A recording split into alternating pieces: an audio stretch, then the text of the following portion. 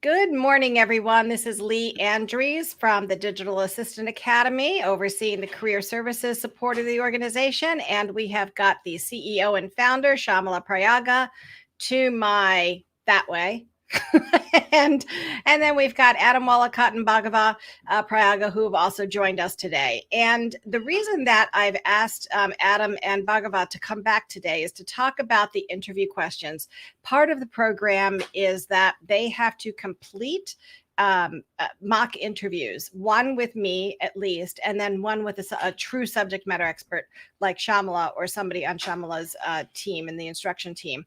So it's not an easy feat. By the time these guys are ready to meet with hiring managers for real positions, they should be polished and have several offers waiting for them. So in preparation for that, we wanted to share with you some of the questions that we ask them so that you guys can be prepared. And, poor Adam yesterday got put on the hot seat. He actually had to conduct his first mock interview. Excuse me. So, Adam, let's start with you. Well, even before that, Shyamala, we've got some updates on salaries. What did you find from ZipRecruiter? So from the ZipRecruiter, what I found is the starting salary for a conversational designer is somewhere between 60,000 to 71,000. This is for the entry level position or beginner position. I'm not talking about the higher level, which is like more senior position, a couple of years in conversation design or a lead or a manager kind of thing. The range for those people is up to like 142K. So Wow. I did not get the higher range more, but on an average, depending on state to state, there was like plus or minus of 2 or 3K here and there, but it's like 70K, which we are talking about. That's amazing. So you mentioned that you went from, entry level junior to senior, and you actually used the number 2 years. So are we looking at mid-level people being in that 2 to 5 year range now, not like 1 to 3 being junior, 3 to 5 or 7 being mid? Is that because there's a shortage, or why is that? Yeah, conversation design is a pretty new industry or new field, right? Like we just started seeing conversational designers in past 4 or 5 years, and the number has been increasing from that standpoint. So I would say that when it comes to senior in conversation design, someone who has been working for 2 to 3 years or 3 to 4 years is considered senior because that's enough experience. So 0 to 2 is somewhere between like entry level position for conversational designer. Again, depends on whether you have worked on only chatbot or whether you have also worked on voice interactions and other things as well, because the complexity kind of changes depending on the projects you're working on or the scope. So one of the things that is important, that it sounds like, that they need to look at their portfolio when they look for these jobs, that it's not just solely chatbot or solely voice. An ideal job would have both. Is that right? Sort of, but you also need to keep in mind that at this point, not every company have their own voice assistant, so they are technically creating like Google Actions or Alexa skills more than creating custom assistants. So Got you it. may not find jobs where with unless it is an IVR kind of like 24/7 AI kind of company which works on customer care for IVR solutions. There are many of those. There may be many companies who are not working on voice at this point because that is not in their roadmap. Maybe chatbot is. So that is also one more thing to consider. Like Mhm. I would still say, like if in the job description you are not able to find a voice position, it's okay to start with whatever chatbot, because you're still gaining some experience in the voice interaction field through just doing the basic interactions, which will come handy when you are getting into any kind of interactions. Got it. Got it. So thank you for joining us, Dalveen. Good afternoon to you. And why don't we do a quick introduction here? So you guys know Shyamala and me. Bhagava, why don't you introduce yourself and tell us why you chose to go down this voice path again? Just real quick. Hi, I I'm a stay-at-home dad. I took a break to take care of my family for last 6, 7 years, and I decided, looking at my family status, that my kid is now self-sufficient. We took a good family decision at that time, and we took a good family decision right now again. that it's time for me to start my career back. And when I was going through different options where I can start my career back, um, I landed up with two specific domains. Either it could be a user experience domain or it could be a voice domain. And I've decided to pursue voice design as my career option and started pursuing this course for a couple of reasons. One, this is still an upcoming industry. There's not much of the supply demand gap is pretty high. So you get a different experience and you have a good portfolio to start with, and a good guidance. You'll be able to get your foothold into the industry. And two, my inspiration and my better half, Shamla, she is my backbone of getting into this course. So she Nice. has been pushing me, she has been guiding me. Probably I have a little advantage compared to other students with the academy, because the expert stays in the same house as I am. Yeah. Even dinner conversations at times are towards the user experience and voice related stuff itself. So that's the advantage I have. Yeah, you have that resource like right there. That's cool. All right. Well, cool. Adam, why did you transition from sound engineer to conversational AI? Sure, yeah. Thanks for having me on. What kind of my main reason for sort of transferring was I thought I could use some transferable skills from from my sound design and sound engineering background into this sort of new domain. I've always been sort of very interested in sort of future technology, how sort of users emotionally connect with technology or with experiences. From my background in sound, I've always thought about the user or the listener and how it affects them. So I thought I'll be able to transfer those sort of skills into this new and exciting field. And I just believe that it's an area that's it's already shown some growth in the past couple of years. And I believe that it's just going to continue with the amount of different use cases. And I'm just excited to see where it's going to go, really. Excellent. Excellent. Dalveen, what about you? Why did you make that switch? So I have a marketing background. And I think one of the things I was seeing when I was working for like a B2B in the B2B environment was we used to work with landing pages a lot. So one of the things that we've discussed would be the user experience on landing pages and just generally marketing on the website and things like that. And then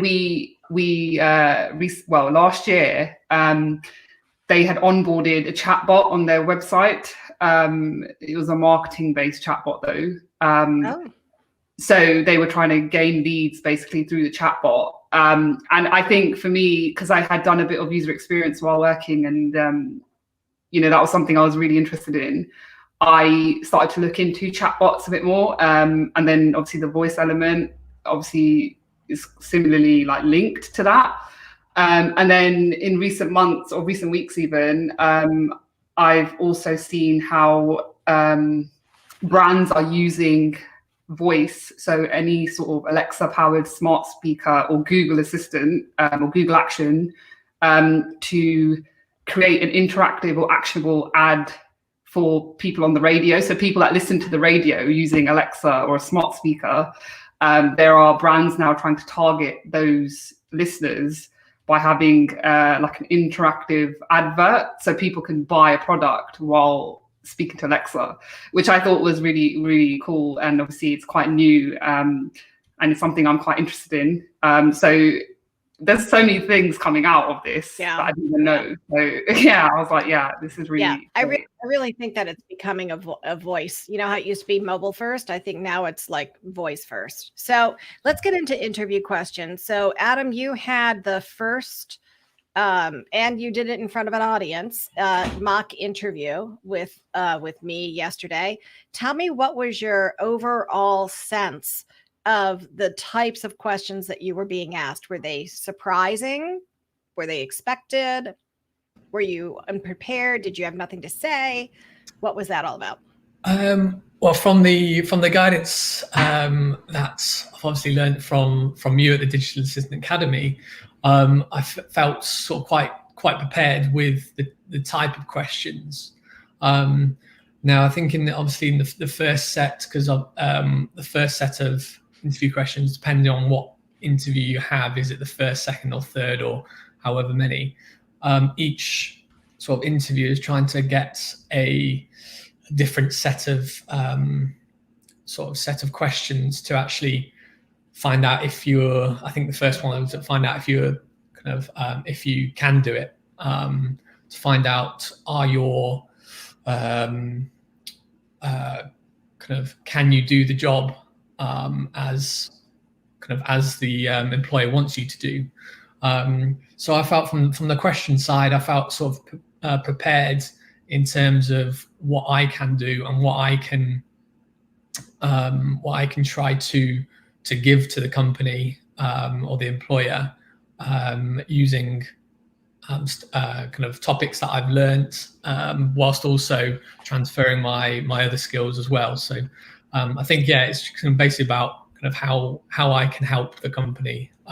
So what kinds of questions were asked? And if you don't remember, maybe our observers, Delvine and Bhagava, could tell us what kinds of questions were you asked that would reveal whether or not you could do the job? Were they direct or were they kind of indirect?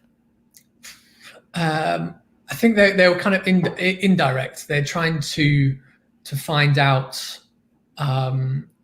sort of can you do the job, but also what you've got to be able to back it up as well. So you can't just say, yes, I can do this.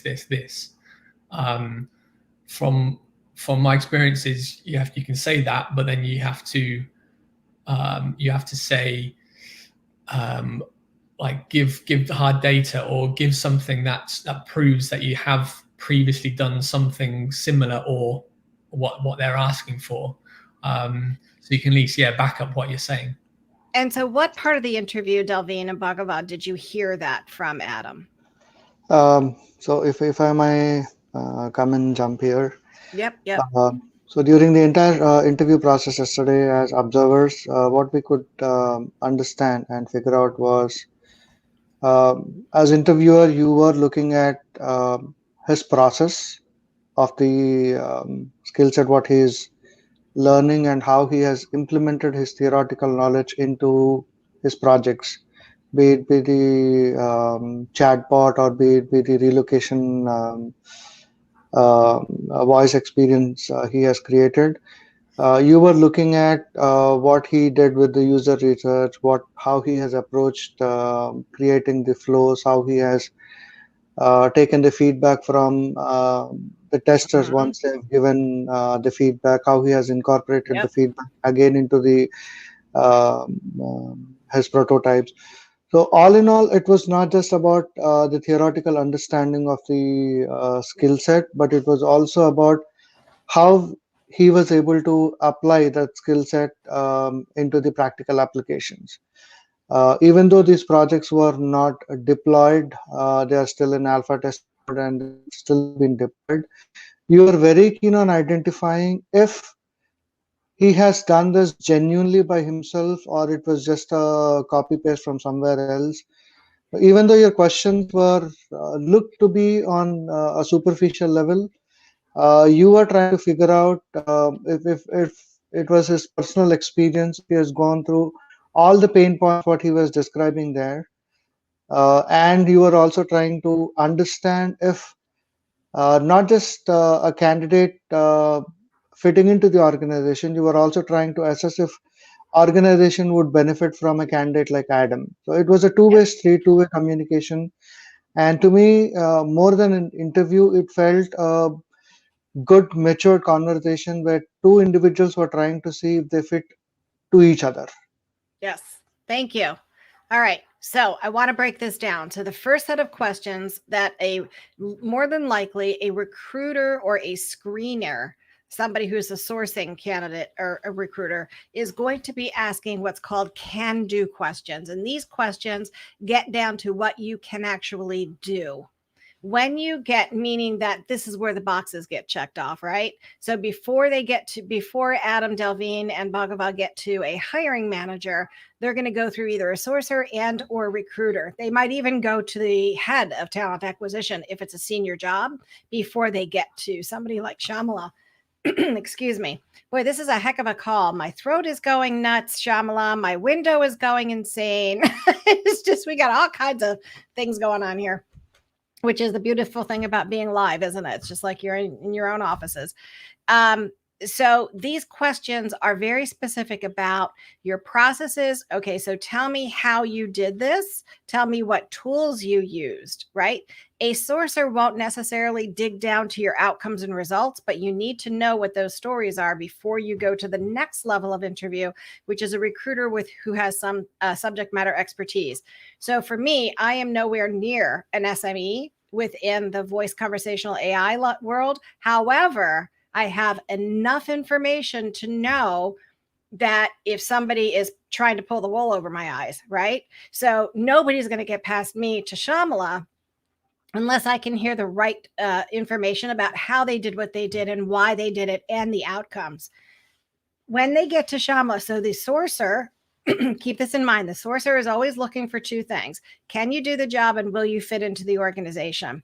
Fit is around attitude, initiative, and reliability. How do these factors play into your company culture and how will they fit into the company culture? So you've got to have that. You've got to understand what that company culture is like before you talk to the sourcer, the recruiter, or definitely the hiring manager. And then the last is, so Shyamala will be interviewing you for, do you want to do the job? Not only can you do the job, but Shyamala is going to come right out and say, this is what we need done. Do you want to do it? There's going to be no hidden agenda there. And she's also going to be firming up that fit, right? Are you going to be an asset to the team, to the department, to the company, blah, blah, blah. So those can-do questions in the meeting with me, when these guys do their mock interviews with me, they're actually going through the full pace of a portfolio review. And we get into the nitty gritty and I ask why, who, how, what, where, when, and outcome. So you've got to be able to answer all of those. Delvine, from your perspective, so there's can do you want to do the job, and then will you fit? And this is really important. I'll mark this down. Fit is the reason that 80% of the people, if we're using the 80-20 rule, it's not because you don't want to do the job. It's not because you can't do the job. It's because you don't fit into the company. So Delvine, knowing that fit is so important, what kinds of questions did I ask that would have revealed what the fit was for the job that Adam was applying for? Do you remember? I'm just having a little think now. Adam, you can jump in too.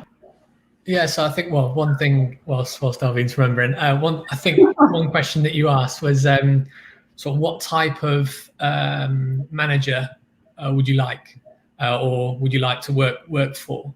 So that's kind of trying to work out the cultural fit of both myself and the hiring company, to see if the fit's actually there, and to see if like my personal sort of wants and what am I looking for in a manager in a company merges with the same as the actual company as well.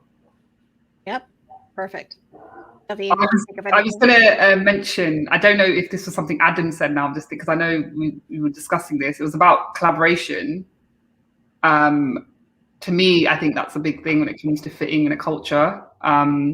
If you're someone that is approachable and has no ego, and is very like humble in your approach to work, I think that's very important. And I know, Adam, you did mention yesterday, you were talking about teamwork, and that's something you love to do and you've got loads of experience doing it. So that was one of the things that stuck out for me yesterday. Yeah, he's very collaborative. He's very collaborative. And what's interesting, if you are in a learning environment, and Shyamala, correct me if I'm wrong, but because they're doing these projects pretty much on their own, what would you want to hear what would you want to hear from them? Because these are capstone projects. how would you be able to get a gauge whether or not they could loop in a sound person or a designer or UX development, whoever? So, see, collaboration is two-way street, right? One collaboration is with your stakeholders, and your user is also your stakeholder. So, when you are talking with your users, doing the interviews, and then collecting the data and synthesizing, you are already doing a lot of collaboration to understand their needs and their goals and all of those things. So, I look at it as part of the collaboration. Are you good at doing that job or not? Because that is equally important, because that is going to inform you how to now collaborate and communicate with your stakeholders, right? So the second part is the design review sessions, which we do is again the place where you're presenting and you're getting feedbacks or depending, and that is where how are you presenting and coming through. So if someone is giving you feedback and you're not open to receiving that, that tells me you're not a collaborative person, or you may not be able to succeed in a role. But if you are taking the feedback and then you're trying to incorporate those things, that means that, yeah, you are open to. Sometimes there may be situations where you have to stand with what you have done, and if you think that is right. And I've seen that all my students do that. Like if they feel I'm giving a feedback and they're like, no, you know what, actually this is why I did that, and they stick to. So that is equally important, that you should have a backbone, right? You should definitely have a backbone, like this is why I have done this and I feel this is the right approach, given that I have the right kind of data to support it. All of those things is what is required in a collaboration. It's not that you have to, because we are doing a capstone project, yes, there are no real stakeholders who, like a sound designer or someone else, but then in real sense, this is what you'll be doing day in and day out, like collaborating, design review sessions, feedback collection, and that is how you are informing and designing your decisions. Collecting requirements, right? Collecting requirements through research or literature or user, and all of those things are part of the collaboration. Collaboration does not mean you're sitting with a bunch of people in a room and just doing brainstorming and sticky notes. That is just a part of the overall collaboration which we talk about. Excellent. What are the questions that, so I asked them, Shyamala, yesterday, I asked Adam to go through a portfolio, two capstones that he worked on. And after that, I asked him my favorite question in the world is, what's your most significant accomplishment? Because he's in this learning phase, right? So what did you do before you got to DA Academy that was a great accomplishment for you? And for those of you watching this, that is the most telling question if the recruiter knows how to drill down and if the hiring manager knows how to drill down. So if they are just saying, and Adam, what's that one sentence you said that was your most significant accomplishment before DA Academy? Yeah, mine was I was part of a digital marketing campaign that made around $1 million in revenue. I stopped dead in my tracks. Yeah. And so, Delveen Bhagava, what's the next question, if you remember, or would you ask after you heard that? I remember you saying, why were you involved with the digital marketing campaign in the first place as a sound engineer or designer? Yeah. What was your role? What was your role in all that? So the role is really important because Adam was not the salesperson. He was not the marketing person. He was the sound engineer. So how did sound impact a $1 million revenue increase for the organization? You have to be able to tie those outcomes right back to that business goal. And that's what's going to set Adam apart from every other candidate that goes in front of those hiring managers, because most candidates only talk about their job. That's it. They don't understand the business behind their job. So Adam just tied what he does to the greater good. That's huge. Shyamala, from your perspective, does that add value to the candidate? Yeah, definitely. Because as a designer, are you just doing what you have been told to do, or are you going above and beyond and trying to optimize the solution, right? That's equally important, because in the end, it's all about optimization, either cost reduction or revenues. So for the company, all of those things are important. I have seen designers, conversational designers, UX designers, who will just put their heads down and then do what they have been asked to do. I have also seen designers who would challenge and question the normal and then say, like, why are we doing this? We can do this. And then bring their own data and try to present the ideas and say like, okay, this is how we can optimize some of the things. And I have done that in the past, so I know, I would prefer a person like that, who is not only doing what they have been asked to do, but they are doing way beyond that, trying to optimize the process. Maybe it doesn't have to be revenue in the terms of like sales, right? It can be maybe the process, maybe the collaboration aspect of things, maybe how we are documenting things, or it could be anything. So if you bring that kind of attitude and mindset, it will definitely help as a conversational designer or a UX designer or any kind of role. Yeah, I like to say, can the person think? That is the number one thing that I look for in candidates. How do they think? And that comes through when I ask them about their portfolio, when I ask them what challenges they had to overcome. So write all these questions down, people, because I guarantee you that somebody like Shyamala will ask you these questions. How did you overcome challenges and obstacles? Who did you work with to get this done? How many people were involved in the decision-making process? These are all key questions that if you're working on a project, regardless of your role, that you should have some insight into. It just means that you have more knowledge. So, Delvine, from your perspective, what did you learn from yesterday, from observing Adam's interview? I think one of the things that I saw was how specific you were getting with the questions. They were very thorough. And I think I don't know if that's for, the thing that I wanted to actually ask was whether that would be across every sized business, whether you're small or large. Because I know someone like Google would be like that, but I don't know if a startup would per se. I don't know. But I think that was very interesting to me, because now I was like, oh, when it's my turn today, I really need to do a bit more research when I'm going in at 3 o'clock today. So it gave me a lot to think about. I found it very educational. And there's some things that I haven't even thought about, which I can now do. And going over, for example, accomplishments. And that's something that I only learned through you, because I never used to think like that or even talk about things like that. So I think that's a big one for me. Yeah, most people don't. Bhagava, what about you? You observed it, and like what I saw you taking down some notes, and I know Delvine was writing like a fiend. What was your did you have an aha, if not at all? Oh, as an observer, I try to be neutral in my approach, and I look both from the interviewer and the interviewee perspective as well. And I completely agree with Dalvin in terms of interviewer questions. Your questions were subtle, but they were always pointing to the PAR approach: problem, action, result, the process involved, the thoughts involved, the tools, the structure. So your questions seem to be very generic in nature, but you were pointing to specific direction, and you were getting those answers. And from the interviewee perspective, I could learn that most of the interviews are like half an hour, 40 minutes. But if you have a clarity in your mind, if you have a structure in mind, if you know what you're talking about, if you come prepared to the interview, you can make use of that 30-40 minutes and make a very long lasting and a very strong impact on the interviewer. So I could say for myself, I am also on the chopping board tonight in the afternoon today. But I can for sure say this thing, that if you are not prepared, your interviewer will know within the first 2 minutes of the interview that this is not going anywhere. But if you are prepared, the conversation is going to be more engaging. Both the parties on the table will really have a good time, and the outcome most likely will be on the positive side.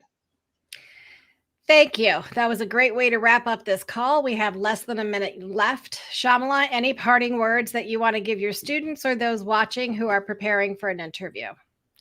Yeah. So like Bhargav mentioned earlier, right? Like when you and Adam were doing the mock interview, it felt more like a conversation than an interview, right? What I see, it happens a lot, is the moment you say interviewee actually starts to get scared, and they are intimidated, thinking like, oh my God, I'm being, interrogated and all. So the moment you go with that kind of mindset, your automatically, setting some sort of limitations, and you are scared to talk about certain things. And that is where many people screw up. I would say just go with the mindset and approach that you are just having a conversation like we are having today. If I would have told you this is a panel discussion or something like that, and you have to be on camera live for the whole world, you will be very scared. But we are just having a conversation and we feel very natural, right? If you go with that kind of attitude, that kind of approach, just be yourself, just neutral. Don't put too much pressure on yourself, like I'm being interviewed or something like that. And I think you'll do great. Oops. All right. I have to put this up because I slay myself, and we will leave the don't screw up. You're not being interrogated. You're going to have a natural conversation about what you do. So, and I think that's a great way to end the session. Thank you all for being with us. Nobody who's listening here will screw up their interview, right? Right, Adam, Delvine, Bhagava? Yes. Okay. Yes. All right. You guys have a great week. I'm sorry, what? Did you say something? Thank you so much. We'll see you again sometime. I will see you very soon. Thank you all for watching. And Shyamala, thank you again for lending us your time and your insight. Next week, we're going to be talking about negotiating a salary and what the hiring manager is thinking, what the recruiter is thinking, so that you can best prepare. Our team of 3, our magical 3, will be here joining us again next Friday as well, as they prepare for their interviews and negotiations and offers. So have a great weekend, everybody. Thanks again. Bye. Thank you. Thank you. Right.